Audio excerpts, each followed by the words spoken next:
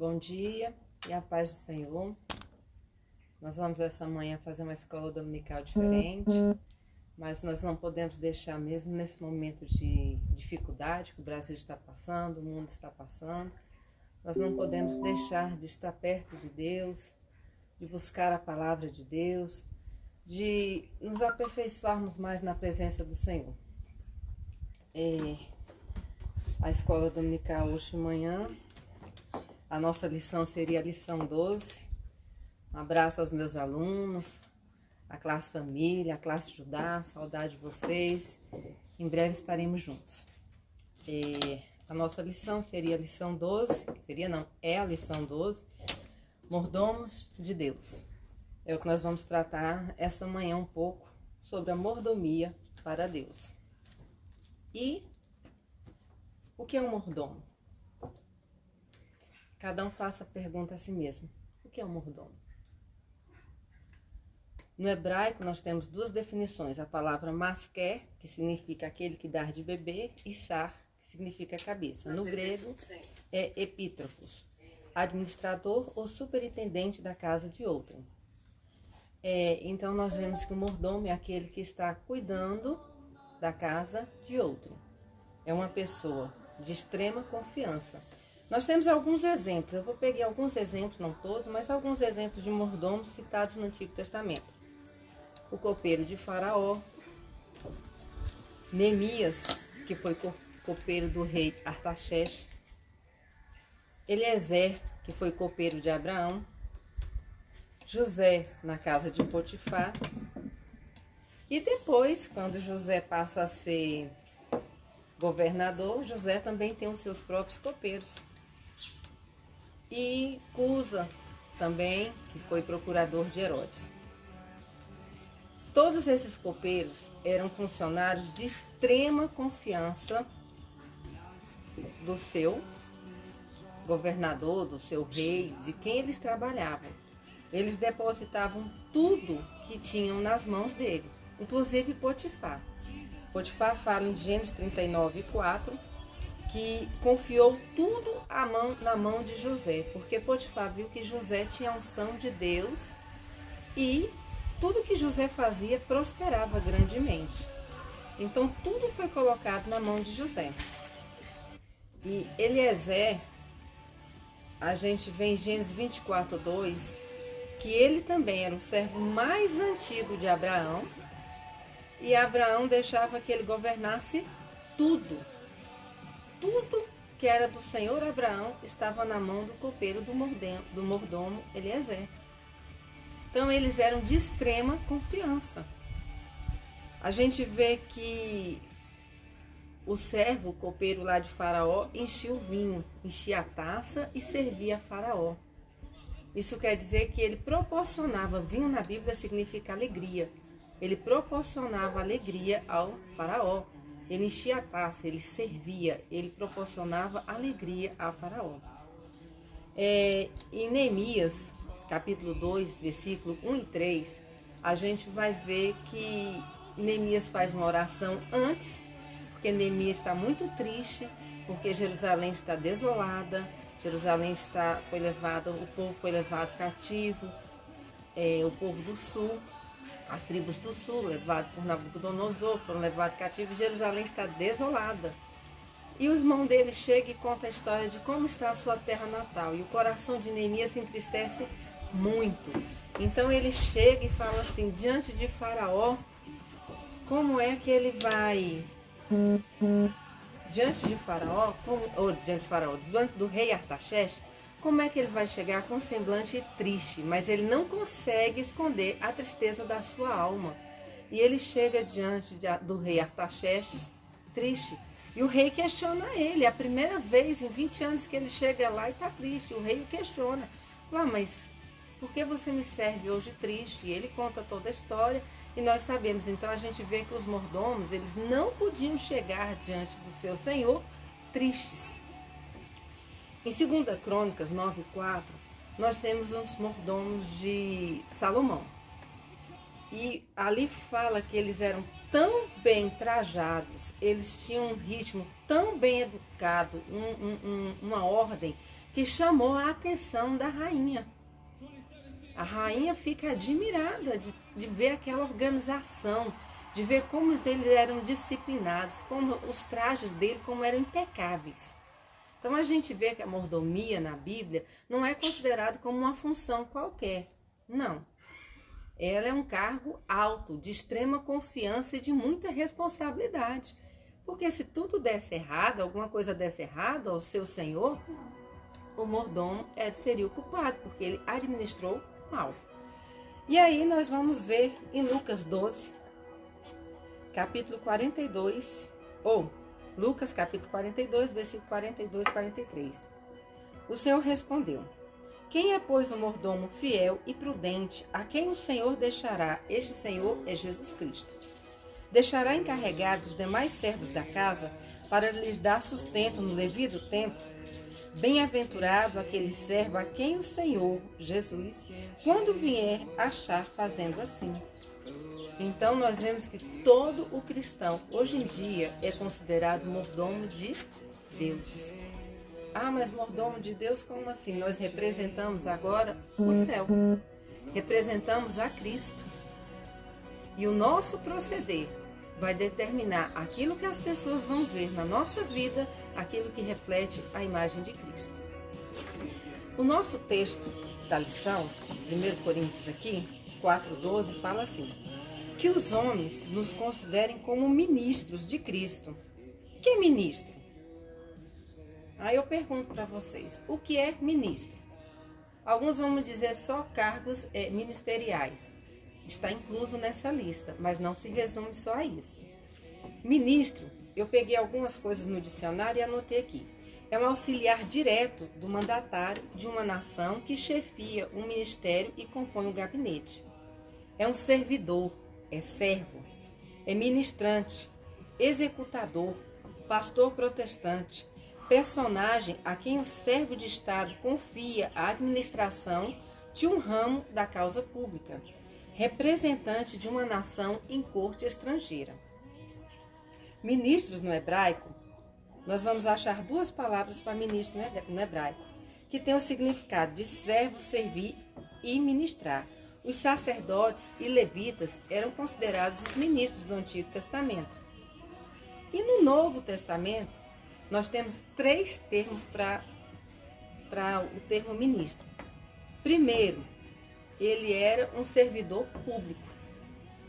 Ele era alguém que voluntariamente fazia serviços à sua sociedade, à sua comunidade, sem cobrar. Era alguém que, pelo um bem comum, ele trabalhava. Então, ele era um servidor público.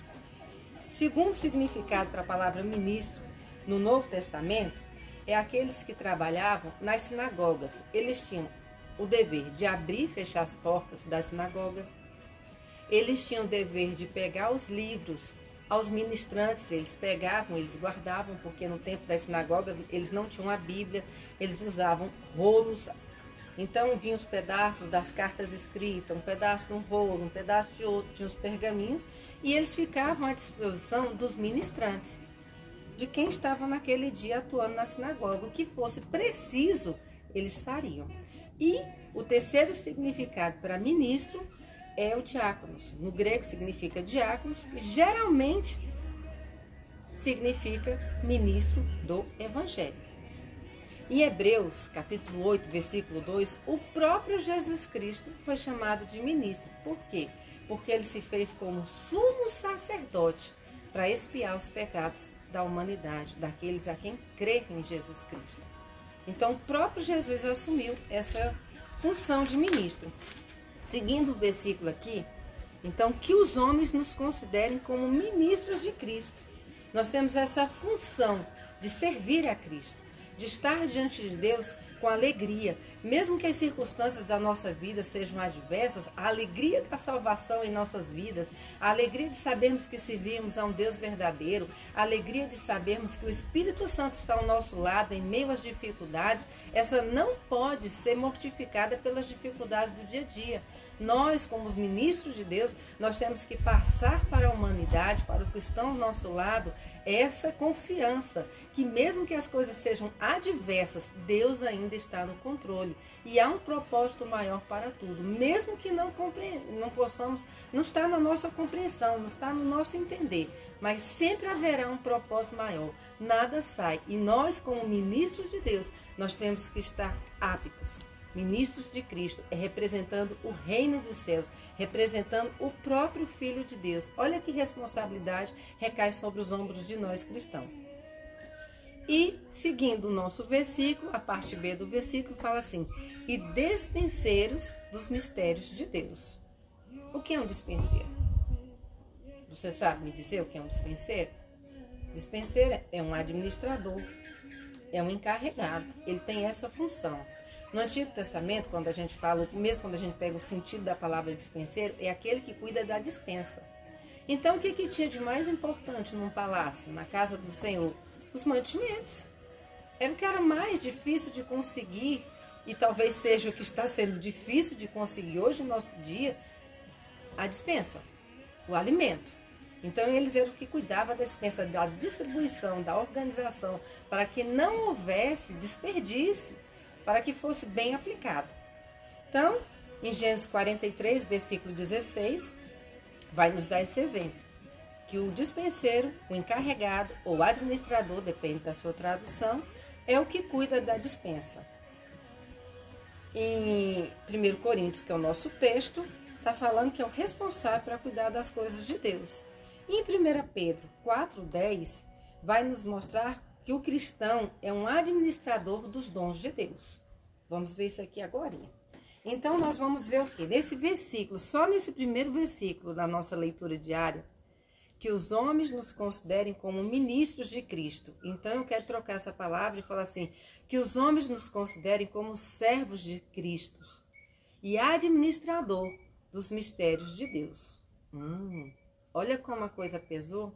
Porque nós, geralmente, nós falamos, Senhor, eu sou teu servo, o Senhor é o meu pastor, a minha vida é tua. Mas nós colocamos diante de Deus, nós gostamos de dar para Deus diretrizes daquilo que nós queremos para a nossa vida. E quando eu falo para Deus que o Senhor é o meu pastor, que Ele é o meu Senhor, que eu sou serva dEle, eu estou dizendo que prevalece na minha vida a vontade dEle, o querer dEle. Prevalece o caminho dele, não o meu. Prevalece o que ele determina para a minha vida, não o que eu quero para a minha vida. E muitas vezes nós falamos que o nosso caminho é o céu. Nós falamos que nós queremos fazer a vontade de Cristo. E quando nos vemos num momento como esse, muitas vezes a gente atribula a nossa alma e fala, meu Deus, o que vai acontecer? E nós temos que parar, refletir, eu sou servo. E cabe à minha vida, como serva, aceitar a vontade de Deus em minha vida. Porque a vontade de Deus é superior e existe um bem maior para isso. Isso chama-se fé. Isso chama-se fé. A nossa fé em Cristo, ela tem que ser inabalável. E, seguindo o versículo 2, além disso, requer-se dos dispenseiros que cada um se ache fiel.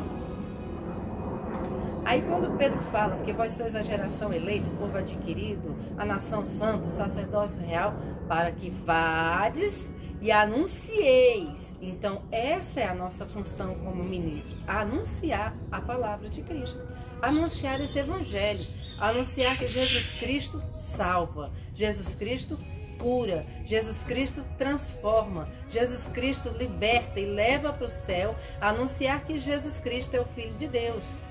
Para aquelas pessoas que a fé acabou, para aquelas pessoas que estão crendo mais nas ideologias, mais nas conversas e muito blá blá blá que está tendo, e estão perdendo a confiança. A Bíblia Sagrada é a palavra de Deus. Nós, como ministros de Deus, temos que mostrar isso à humanidade. A Bíblia foi escrita em média de 1.500 anos por mais de 40 escritores. E a Bíblia se completa perfeitamente de Gênesis e Apocalipse, não tem contradição. Por mais que as pessoas tentem provar a contrariedade da Bíblia. Foi o primeiro livro impresso. É até hoje o livro mais publicado do mundo, mais vendido do mundo. A Bíblia é a palavra de Deus. Nela nós encontramos conforto, nela nós encontramos alegria para a nossa vida, nela nós nos satisfazemos espiritualmente e aprendemos de Deus. Então a Bíblia, quando fala assim, o meu povo erra por não conhecer a palavra. E por isso nós estamos aqui, estudando a escola dominical um pouquinho, para tentarmos aprender do nosso Deus a cada dia, que o Espírito Santo de Deus fale forte às nossas vidas, aos nossos corações, para aprendermos dele a cada dia, para dependermos de Deus a cada dia. E o nosso texto áudio da lição aqui, texto fundamento, fala assim: cada um exerça o dom, 1 Pedro, capítulo 4, versículo 10. Cada um exerça o dom que recebeu para servir os outros, administrando fielmente a graça de Deus em suas múltiplas formas. Quando o apóstolo fala assim, exerça, é verbo transitivo direto. É uma função. Não tem o que você barganhar. Exerça. Você é ministro de Deus, você é servo de Deus, você se comprometeu a servir a Deus, então exerça. Exerça o dom que cada um recebeu. Todos nós recebemos um dom de Deus. Agora, estamos exercendo como servo bom ou estamos enterrando o nosso dom como servo mau? Aí fica o questionamento a cada um. Eu estou atuante na obra do Senhor? A obra do Senhor não é apenas cargos na igreja, não é apenas para ser visto. A obra do Senhor é muito mais do que isso. A obra do Senhor começa com a intercessão. Quando você intercede por seu país, quando você intercede por seu vizinho, quando você está clamando a Deus pelas pessoas que estão cracolentas no meio da rua, que são zumbis praticamente, ali já foram mães e pais de família, ali tem pastores, tem ministros desviados, servos de Deus que tinham dons lindos para ganhar almas. Intercedemos, o nosso exercer também é quando intercedemos pelos que estão no hospital, desenganados, aqueles que estão prestes a morrer e não tiveram um encontro com Cristo, oportunidade de salvação. Então a oração intercessória, ela é abrangente.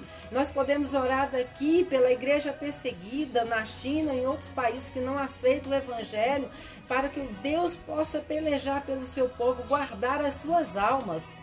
Porque geralmente nós temos o medo da morte, não queremos morrer, Senhor, guarda, guarda. Mas o mais importante é Deus guardar a nossa alma, guardar a nossa fé. O mais importante é termos a certeza da salvação, da vida eterna. Então é exercer esse ministério, esse dom. O dom não é apenas um cargo, um título da igreja, mas ele vai muito além, é uma obrigação que todos nós cristãos somos ministros, embaixadores de Cristo na terra, representantes de Cristo na terra.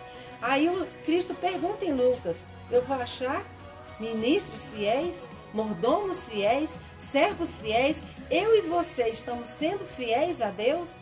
Nós temos que entender que a Bíblia Sagrada está aqui para nos ensinar diariamente, aprendemos. E se há um erro que encontro em minha vida, se você acha um erro na sua, vamos nos esforçar. Assim como Deus falou para Josué, esforça-te, tem bom ânimo, Deus fala para nós essa manhã também, para nos esforçarmos.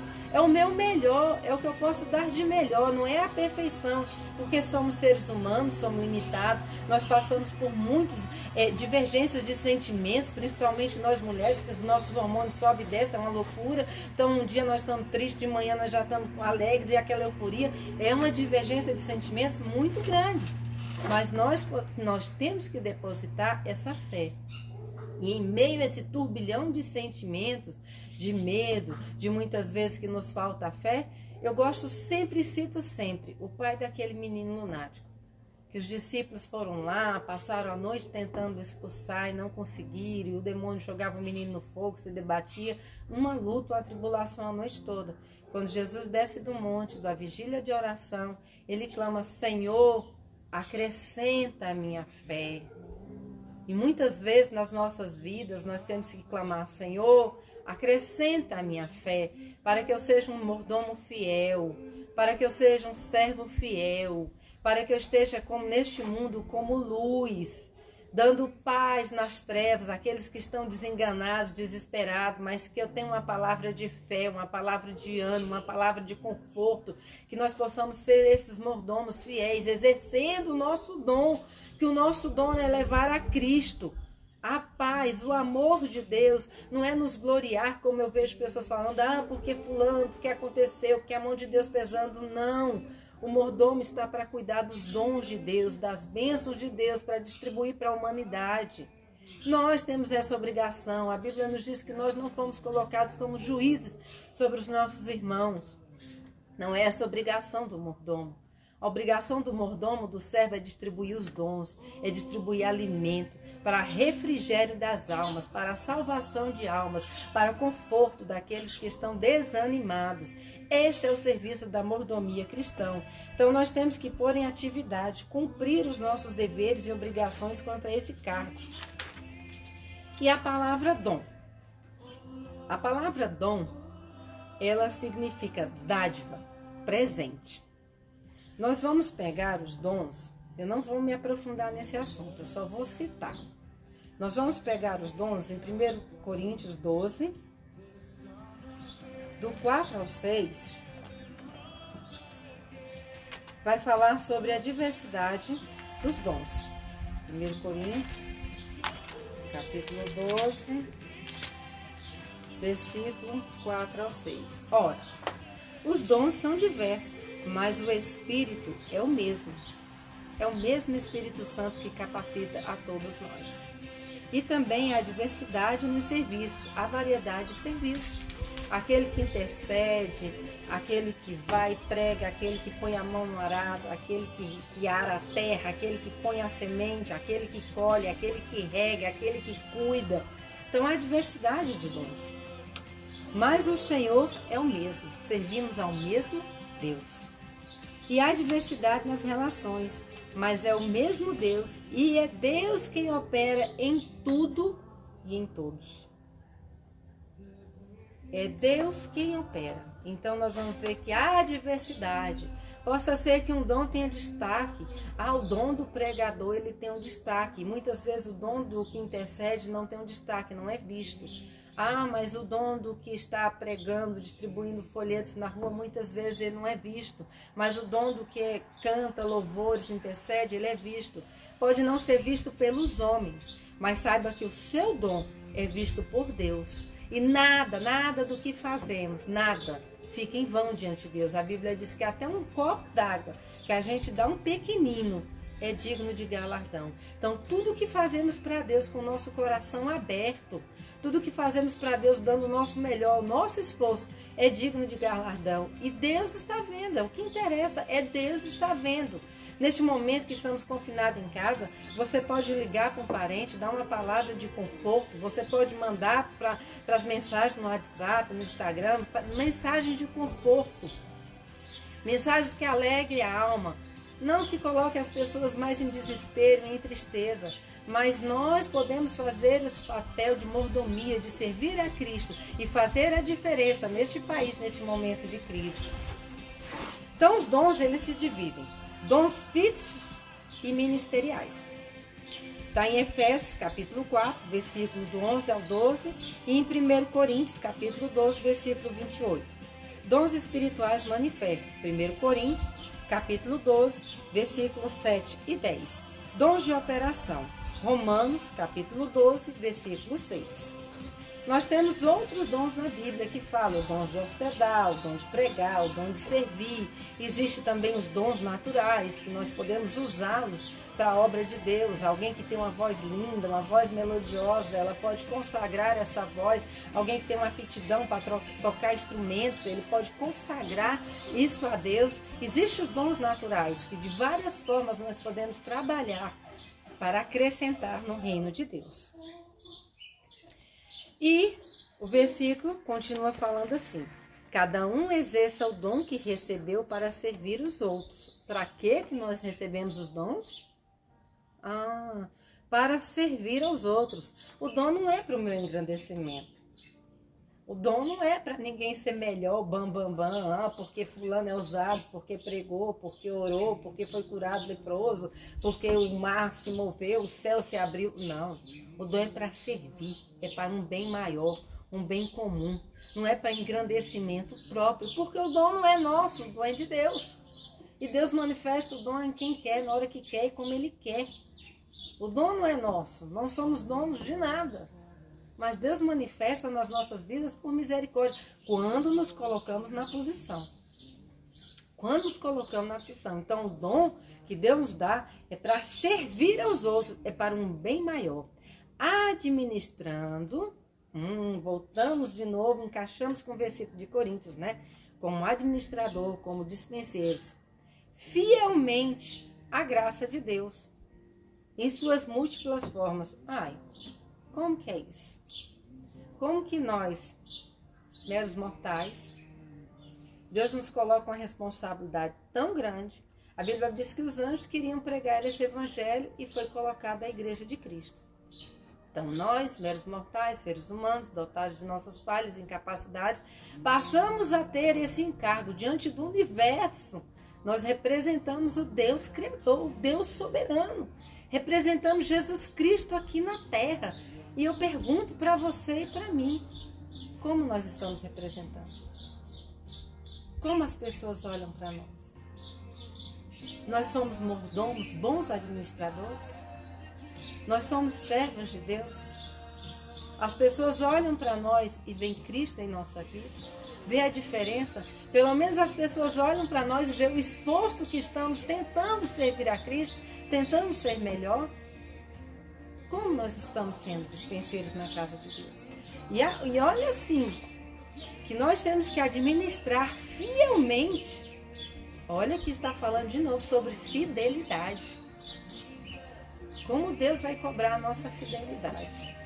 A graça de Deus. O que é graça? Graça é favor imerecido. É Deus nos dando aquilo que não merecemos. Não merecemos a salvação. Não merecemos o amor de Deus. Não merecemos o perdão.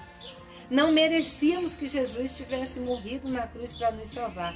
Não merecemos. Mas Deus, por sua infinita graça, que é algo inerente, que faz parte do caráter de Deus, faz parte de Deus esta graça, esta bondade, esta misericórdia, faz parte, está inerente, está ligado, faz parte do seu caráter, não tem como mudar. Nos proporcionou essa dádiva. Ai, agora a humanidade fala assim, todos são filhos de Deus. Não. Infelizmente, eu quero dizer que só é filho de Deus aquele que confessa a Jesus Cristo como Filho de Deus e o recebe como Salvador. Aquele que crê e confessa. Você tem que crer e confessar para você ser salvo. Senão você continua sendo criatura, aquilo que foi criado por Deus. Essa é a diferença. É uma mentira que o mundo ensina. Outra mentira que o mundo ensina. Ah, todos os caminhos levam a Deus. Tá. Todos os caminhos vão levar a Deus. Mas todos os caminhos vão levar a Deus de uma forma triste. Porque Jesus Cristo falou que o caminho que leva ao céu é um caminho estreito. Não é largo. O que Jesus quer dizer com isso? Que é difícil se negar, é difícil servir a Deus, é difícil negar a si mesmo os prazeres do mundo, muitas vezes por amor a Cristo. Larga é o que você faz, qualquer coisa, de qualquer forma, como hoje todo mundo acha que Deus tem que se adequar às nossas maneiras de ser, Deus tem que se adequar ao que eu quero, Deus tem que fazer o que eu quero. Não. O mordomo faz a vontade do seu Senhor. O servo faz a vontade do seu Senhor. Essa é a diferença. Todos os caminhos vão levar a Deus, sim, a juízo. Todos os caminhos vão levar a Deus. Todos nós, do primeiro homem ao último homem que pisar nessa terra, vai prestar contas diante de Deus. Lá em Mateus, Jesus fala que até mesmo das nossas palavras nós vamos prestar conta. E pelas nossas palavras nós seremos salvos ou condenados. Como está a nossa mordomia diante de Deus? Como as nossas palavras são de bênção ou maldição? Nossas palavras são do amor de Cristo ou nós queremos fazer o papel de Jesus, de juiz, e queremos julgar a humanidade e o próximo? Nós vamos ser salvos ou condenados por aquilo que falamos? Então a graça de Deus, ela se manifesta de uma forma muito grande.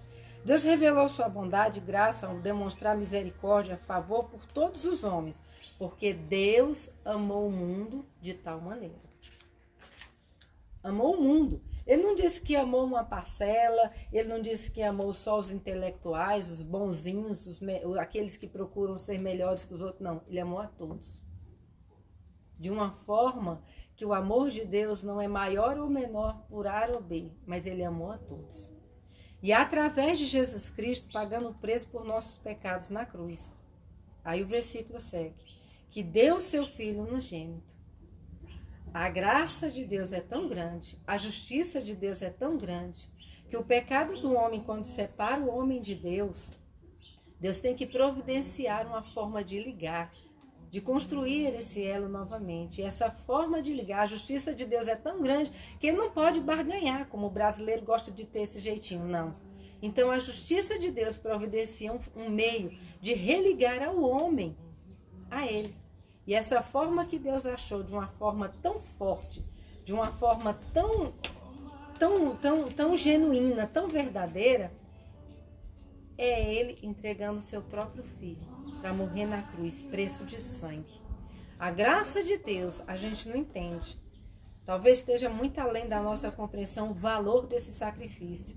No Éden, Deus fez o primeiro sacrifício e vestiu o primeiro casal. No Antigo Testamento, nós vemos que Deus proporcionou, falou para o povo sacrifício de sangue. Na Páscoa, para sair o povo do Egito, teve o primeiro sacrifício de sangue, representando a Cristo. Então, vai muito além da nossa compreensão, esse verdadeiro sacrifício. Vai muito além do nosso, sabe? Do nosso entender. É algo muito profundo, é algo muito puro essa justiça, é algo muito puro esse sacrifício de Deus. Esse sacrifício de Jesus Cristo. E a graça de Deus é isso. Fomos justificados por Cristo. Quando nós somos justificados por Cristo, a Bíblia diz que os nossos pecados são perdoados por Ele. O que é que nós queremos dizer com isso? Queremos dizer que o meu pecado, quando Jesus justifica o meu erro, o meu pecado, Ele está pegando diante de Deus falando assim, a Adriana não tem. Quando Deus olha para mim, Ele não vê o meu pecado. O meu pecado foi lançado na cruz do Calvário, em Cristo Jesus. Graças a Deus por isso, porque Deus é bom. Deus é misericordioso. Deus é amor.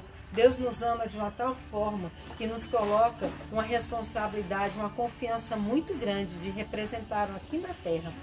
E continuando aqui, a graça de Deus. Deu seu Filho unigênito.